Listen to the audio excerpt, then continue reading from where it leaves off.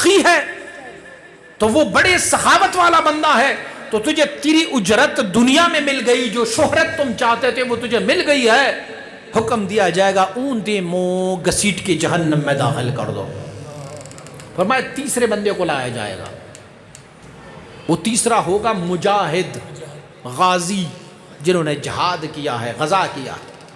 مجاہد اور غازی کو لایا جائے گا، ان سے پوچھا جائے گا کیا کیا آپ نے؟ صحت دی تھی، عافیت دی تھی، راحت دی تھی، کیا کیا تم نے؟ وہ کہیں گے میں نے تیری راہ میں جہاد کی، کفار سے مقابلہ کیا، ان کو میں نے مارا ہے، خود غازی بن گئے۔ اور رب کائنات فرمائے گا کذبتا، تم نے جھوٹ بولا، تم نے وہ وہاں پر اسی لیے کیا تھا کہ لوگ کہے فلاں تو بڑا بہادر ہے، بڑی جہاد لڑ کے آ رہا ہے، بڑی غزوات میں شامل ہوا، تجھے تیری جرت اور جرت جو تھی وہ دنیا میں مل گئی ہے، اسے بھی حکم دیا جائے گا کہ اون دیے منہ جہنم میں اسے بھی داخل کر دو۔ فرمایا یہاں تک حدیث سنایا سیدنا ابو ہریرہ رضی اللہ تعالیٰ عنہ، اور مبارک زار و قطار رونے لگے اور بے ہوش ہو گئے۔ حضرت ملا علی قاری رحمۃ اللہ تعالیٰ اور صاحب اشعۃ اللمعات نے ان کی تشریف فرمائے کہ ابو ہریرہ رضی اللہ تعالیٰ عنہ کیوں بے ہوش ہو گئے تھے؟ فرمایا ابو ہریرہ اس لیے نہیں بے ہوش ہوئے تھے کہ انہوں نے کوئی ایسا ویسا کام کیا تھا، بلکہ ابو ہریرہ اسی لیے بے ہوش ہوئے تھے کہ خود ابو ہریرہ عالم تھے، وہ ڈر رہے تھے کہیں ان علماء کے زمرے میں ابو ہریرہ کو نہ لایا جائے۔ پھر اللہ اکبر، صحابی رسول ابو ہریرہ رضی اللہ تعالیٰ عنہ، ان کا شان اور حال یہ ہے کہ وہ اس بات سے ڈر رہے ہیں۔ فلہذا یہ بڑی خوشی کی بات تو ہے، حفظ قرآن فارغ التحصیل ہونا تو بہت خوشی کی بات ہے، عظمت کی بات ہے، لیکن جو ذمہ داریاں اب ہماری کاندھوں پر ہوئی، قبلہ مولانا صاحب نے تفصیل سے نہیں بتایا، قیامت والے دن ایک بندے کو لایا جائے گا، اور رب کائنات نے اپنے کلام مجید میں اس بندے کا تذکرہ فرمایا ہے، وہ آنکھوں سے نابینا ہوگا، تو اللہ کریم ان سے پوچھے گا، وہ بندہ اللہ رب العزت سے پوچھے گا لم حشرتنی اعما وقد کنت بصیرا، پروردگارا مجھے نابینا کیوں اٹھا دیا گیا تھا جبکہ میں تو بینا تھا، میں دیکھتا رہا دنیا میں، تو میں نابینا نہیں تھا۔ لم حشرتنی اعما، میں کیوں نابینا اٹھا ہوں؟ اللہ رب العزت فرمائے گا کذالک تنسا آیاتی، فرمایا اسی لیے نابینا اٹھایا گیا تجھے کہ تو نے ایسے ہی میری آیات کو، میری کلام کو بھلا دیا تھا، بھول گئے تھے سب کچھ، تو نے دنیا میں میرا کلام بلایا، آخرت میں نے تجھے اندھا کر کے اٹھا دیا۔ تو انا سنلقی علیک قولا ثقیلا، یہ بہت ثقیل کلام ہے، اور اس کی ثقل کو اگر دیکھنا ہو تو پھر میرے کریم آقا صلی اللہ علیہ وسلم کی اس غاری حرا والے واقعے کو سماعت فرماؤ کہ جب جبریل علی نبینا علیہ السلام بدء الوحی، ابتدائی وحی میں جب وحی لے کے آتے ہیں تو کلام الہی ہی سناتے ہیں نا، کلام الہی میں یہ سناتے ہیں اقرأ بسم ربک الذی خلق، یہ جب اقرأ کی سورہ نازل ہو جاتے ہیں تو کریم آقا صلی اللہ علیہ وسلم فرماتے ما انا بقارئ، میں تو پڑھنے والا نہیں ہوں۔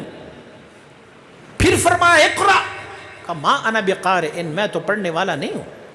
تیسرے مرتبہ پھر تو سیدنا جبریل علی نبینا علیہ السلام نے میرے آقا صلی اللہ علیہ وسلم کو اپنی سینے سے لگا لیا۔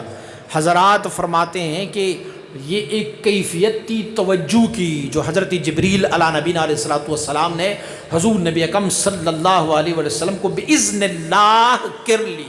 سبحان اللہ، سبحان اللہ۔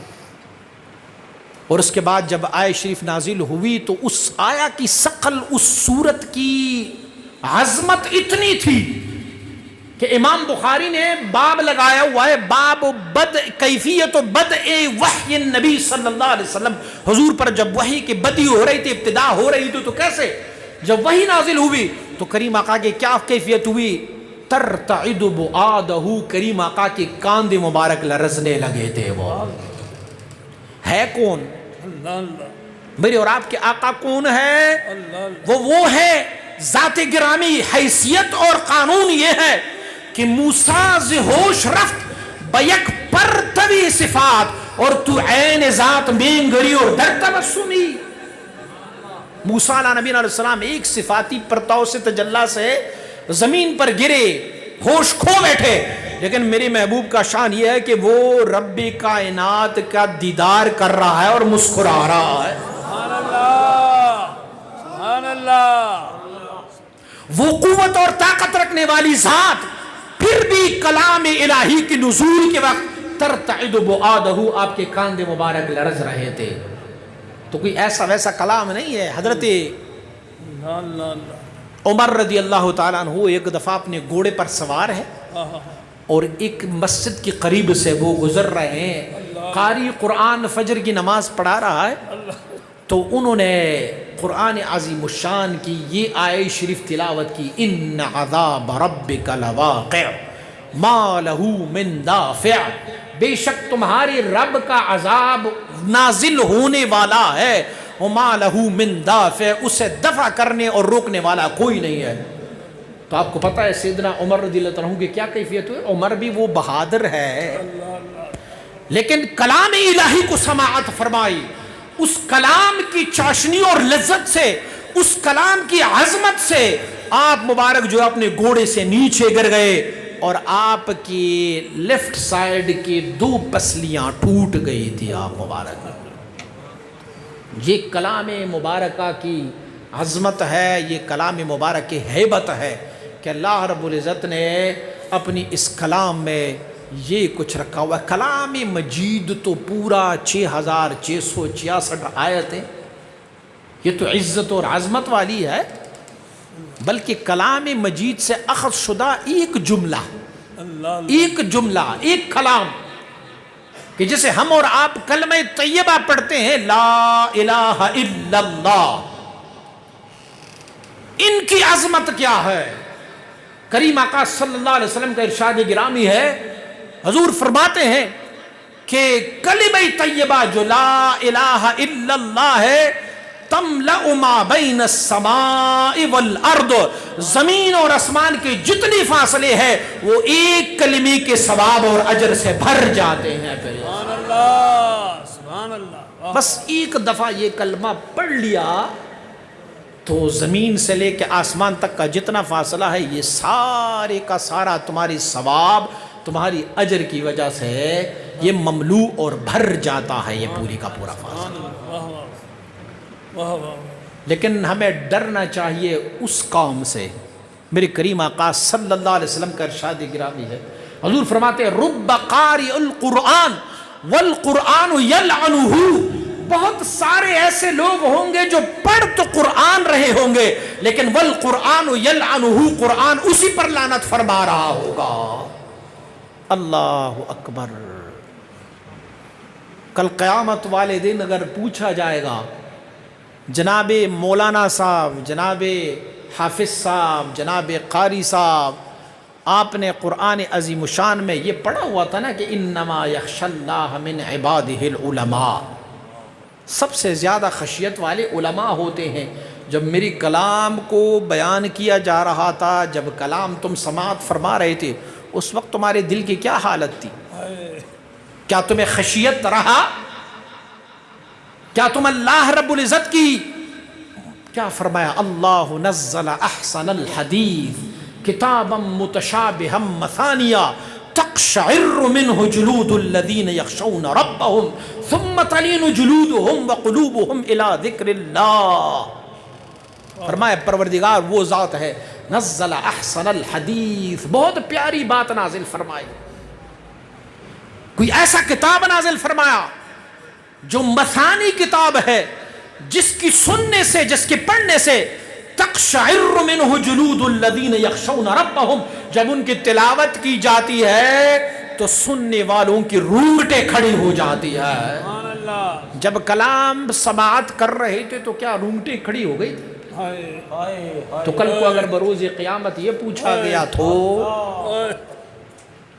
سیدنا ابوبکر صدیق رضی اللہ عنہ کے بارے میں مروی ہے کہ سیدنا ابوبکر صدیق رضی اللہ عنہ ایک دن نماز پڑھ رہے تھے, وہ نماز میں تلاوت کلام پاک کر رہے تھے، جو سورہ ضم کر رہے ہیں، وہ آپ کا ایک خادمہ وہاں پر کھڑی تھی، تو آپ کے چہرے کی طرف جب دیکھا تو آپ کا چہرہ جو ہے نا وہ جیسے کرب اور درد کی وجہ سے بندے کے چہرے کے رنگ اڑ جاتے ہیں، ایسے رنگ اڑی آپ کی. تو آپ نے سلام پھیرا، اور سلام پھیرنے کے بعد آپ نے فرمایا لگتا ہے مجھے کسی چیز نے کاٹ لیا ہے. تو آپ کا جب چادر مبارک اٹھا لیا گیا تھا تو ایک بچھو تھا جس نے 70 ڈانک مارے تھے آپ مبارک کو، لیکن اسے کبھی نماز میں محسوس ہی نہیں ہوا کہ کسی چیز نے مجھے کاٹا. یہ ہوتے خشیت الہی والے، سامنے ایسے کڑے ہو جاتے ہیں. اللہ اکبر. قرآن کی عظمتیں، قرآن کی یہ شان ہے. حضرت والد محترم حضور مبارک صاحب علیہ الرحمہ ایک قاری قرآن کی ایک واقعہ کو سنایا کرتے تھے. قبلہ حضرت نے ایک واقعہ ذکر کیا، اسی کے مطابق مجھے یاد آیا. تو آپ فرمایا کرتے تھے کہ قاری وقت تھے، ایک بڑے زمانے کے تنگ دستی سے پریشان ہو گئے، تو بادشاہ وقت کے پاس چلے گئے. بادشاہ کے سامنے کھڑے ہوئے، کہا بادشاہ میں حافظ قرآن ہوں، قاری قرآن ہوں، کچھ مدد فرما دیں، کچھ دے دے مال. انہیں کہا تو حافظ قرآن ہے، قاری قرآن ہے؟ کہا ہاں میں قاری قرآن کا. آگے آ جاؤ. جب آیا بادشاہ نے اس کو 2 تپڑ زور سے اس کے منہ پہ مارے. کہنے لگے تو قاری قرآن ہو کہ بھی مانگتا ہے؟ تجھے شرم نہیں آئی؟ اتنی بڑی دولت جو تمہاری سینے میں پڑا ہوا ہے تو پھر بھی مانگ رہا ہے. اسے باہر نکال دیا. وہ بندہ، اس کی عقل ٹھکانے آ گئی کہ دولت میرے پاس ہے لیکن پھر بھی میں دنیا داروں کے پاس گیا ہوں. کیوں گیا ہوں وہاں پر؟ وہاں سے نکلا اور ایک جنگل میں جا کے بسیرہ ڈالا. وہاں پر بیٹھا، بس اس نے ایک کام شروع کیا، تلاوت کلام پاک کرتے رہے، نہ کسی سے بول چال، نہ کسی سے کوئی بات چیت. قریبی گاؤں سے لوگ جو چرواہے ہوتے تھے، وہ جب وہاں پر دیکھا کہ قاری صاحب ایک درخت کے نیچے بیٹھا ہوا بس کلام پاک کی تلاوت ہی کر رہا ہے اور کچھ نہیں ہے کام، تو اپنے ساتھ جو کچھ کھانے پینے کے لیے لے کے آئے تھے، شام کو جب واپس لوٹنے لگے تو وہ سارا کچھ وہاں پہ رکھ کے وہ لوگ چلے گئے. جب گاؤں گئے تو گاؤں والوں کو انہوں نے کہا بھائی وہاں پر ایک قاری صاحب بیٹھا ہوا ہے، تلاوت کلام پاک کر رہے ہیں.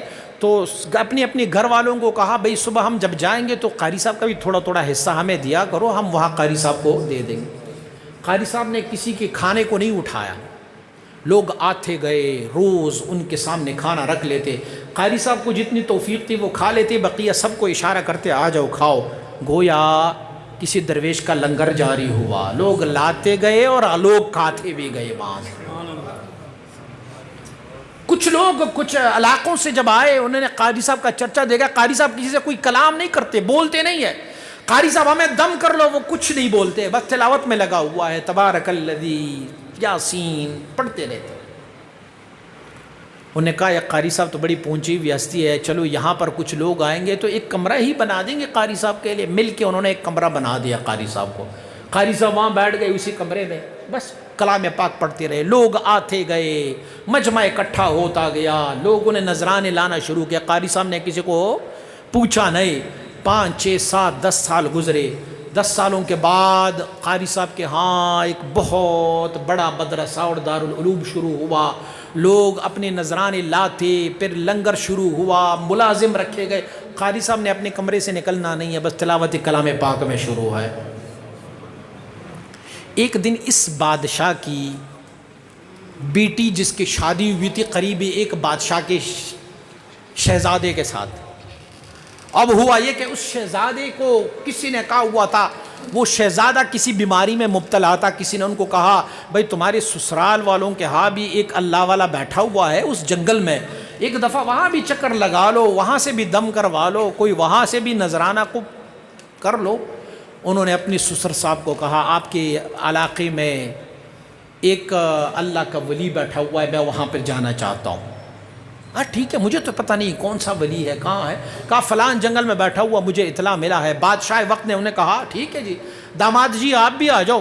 میں بھی آپ کے ساتھ چلتا ہوں۔ بادشاہ تمطراق کے ساتھ وہاں پر گئے، دیکھا بہت بڑا ایریا ہے، لوگ ہیں بیٹھے ہوئے ہیں، تلاوت کلام پاک ہو رہا ہے، اور بس ایک نئی دنیا آباد ہے۔ کہا سبحان اللہ، مجھے پتہ ہی نہیں چلا یہاں پر اتنا کچھ ہے، یہ تو میری داماد کی مہربانی ہے۔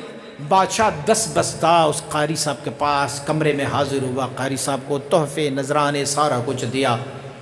پھر جو ہے نا کہا یہ میرا داماد ہے، اس کو یہ بیماری ہے، قاری صاحب دعا کرو۔ قاری صاحب کسی سے بولتے نہیں ہیں، تو ہاتھ جوڑ کے بادشاہ کھڑا ہے۔ جب سارا کچھ ختم ہوا، بادشاہ نکلنے لگے تو قاری صاحب نے آواز لگائی، بادشاہ سلامت رک۔ جب رکا کہنے لگے مجھے پہچانا؟ کہا نہیں پہچانا۔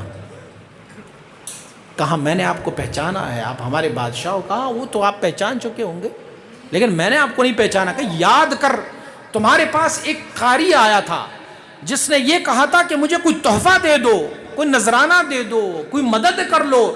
آپ کی 2 تپڑوں نے اس قاری کو اللہ کا ولی بنا دیا ہے۔ آپ نے مجھے سکھایا کہ میرے پاس دولت کیا ہے، آپ نے مجھے یہ سکھائی کہ تمہاری سینے میں کتنا بڑا خزانہ چھپا ہوا ہے۔ اگر آپ قرآن کو حفظ کر لیتے ہیں اور اس قرآن پر کما کان حقہ عمل کرتے ہیں تو یہ وعدہ ہے میرا آپ سے، کبھی تمہیں دوسروں کے سامنے ہاتھ پھیلانے کے نوبت تک نہیں آئے گی۔ آج بھی ہمارے قاری اگر سورتاً بھی انہوں نے قرآن عظیم الشان کو حفظ کیا ہوگا نا، سورتاً، چلو عمل بھی نہیں کیا ہوگا، ہمارے قراء حضرات تو ایسے اکثر و بیشتر جو ہے نا وہ شیو کر لیتے ہیں، جب رمضان شریف کا مہینہ آتے تھوڑا تھوڑا سا بڑھا لیتے ہیں، چلو میں نے مصلی سنانا ہے۔ لیکن اس قاری کی بھی اتنی اہمیت ہے کہ ہمارے تمام مساجد والے جو ہے نا وہ رمضان شریف سے 1 مہینہ پہلے، اب اگلے شعبان کے مہینے میں آپ سب جو ہے نا اس چکر میں لگے رہیں گے یار مصلی کون سا قاری سنائے گا۔ تو قاری صاحب کی اہتمام کے لیے بھلے جو بھی عمل قاری ہو، لیکن قرآن کا کمال یہ ہے کہ اگر بھی عمل کے پاس بھی ہوگا اسے بھی سردار اور رہنما بنا لیتے ہیں۔ تو آپ والدین جو ہے وہ خوش قسمت ہو کہ جنہوں نے اپنے بچوں کو حافظ قرآن بنایا ہے، اور یہ قرآن کی حافظ ہے کہ قیامت والے دن یہ اپنی عزیز و اقارب کی شفاعت کرتی رہیں گے، اور ان کی شفاعت پر اللہ کریم بہت سارے گناہگاروں کو بخشش اور مغفرت فرماتا رہے گا۔ دعا ہے کہ اللہ کریم ہمیں بھی قرآن کو پڑھنے، حفظ کرنے اور سمجھنے کی توفیق عنایت فرمائے۔ میں جناب علامہ عامر سجاد صاحب کی بہت ریکویسٹ کروں گا، درخواست کروں گا کہ جن جن بچوں کو قرآن عظیم الشان حفظ کرایا، ان کو تجوید کرائی ہے، تو انہیں کچھ قرآن عظیم الشان کی ترجمہ اور تفسیر بھی ساتھ ساتھ سمجھاتے رہیں گے، تو ان کا بھی فائدہ ہوگا۔ اور یہ جب قرآن کی تفسیر کو سمجھیں گے نا تو پھر ان کو جو قرآن پڑھنے کا لذت اور سننے کا لذت ہوگا نا وہ پھر کسی اور چیز میں نہیں ہوگا۔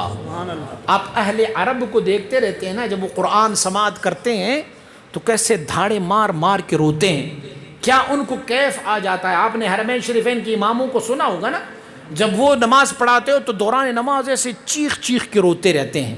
وجہ کیا ہے؟ انہیں قرآن کے ترجمہ اور مفاہیم کی معلومات ہے۔ جب اس ترجمے کو اور اس مفاہیم کو سمجھتے ہیں، قرآن تلاوت ہوتا ہے تو ان کی لذت میں اور بھی اضافہ ہو جاتا ہے۔ اللہ کریم ہم سب کی حاضری کو اپنے بارگاہ عالیہ میں قبول و منظور فرمائے۔ وآخر دعوانا ان الحمد للہ رب العالمین۔